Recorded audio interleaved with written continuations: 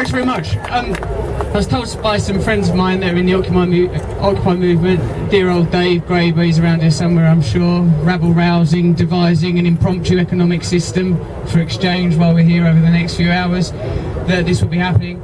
Very, very excited.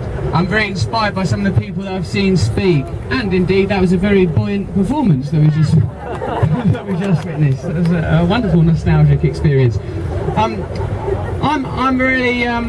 I'm really happy to support this movement. I'm really happy to be a part of this movement. It's really important that this isn't an inclusive and embracing movement. I think it's like, well, I just spent some time with Occupy in New York.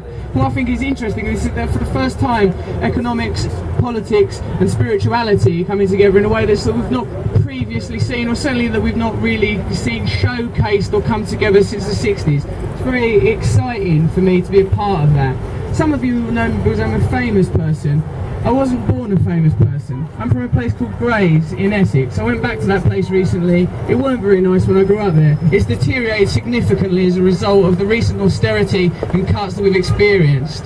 A place that was once sort of had ordinary businesses and ordinary working people coming together has now, as a result of economic policies of this government, begun to greatly deteriorate. I've become tired of living in communities where people turn against one another, where people look for differences, where people look to condemn immigrants, people of different sexual persuasions. This is a genuine opportunity for us to be inclusive, positive, buoyant and optimistic about change. This is an opportunity for us to embrace very, very different ideas. It's an opportunity for us to have a conversation, like the leader of the Green Party was just saying.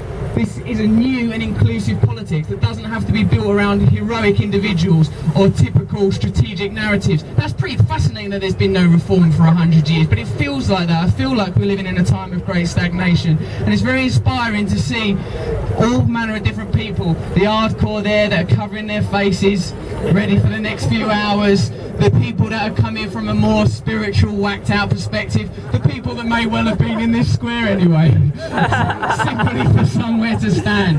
I think this is a really, really exciting time, and I think, do you know what I think is really important is that the way that we behave and interact with the police, be very, very polite and loving, because these people come from working backgrounds. These are working, ordinary people that will remember who it is that they serve. They will remember, and it's our job to awaken that awareness and knowledge in them. They're here to serve us. They're not here as enforcers for corporate power, for our friends over the road. Well, we'll see.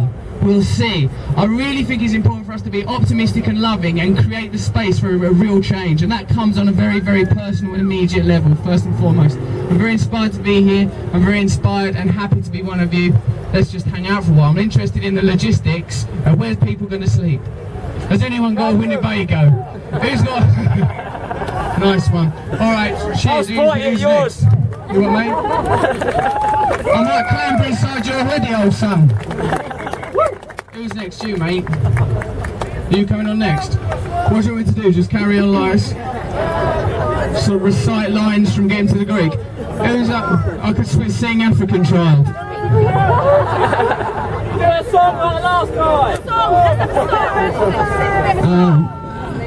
Well, we could do Anarchy in the UK, or I could do I Can't Believe It's Not Butter. It runs to the same thing. Alright, who's up next?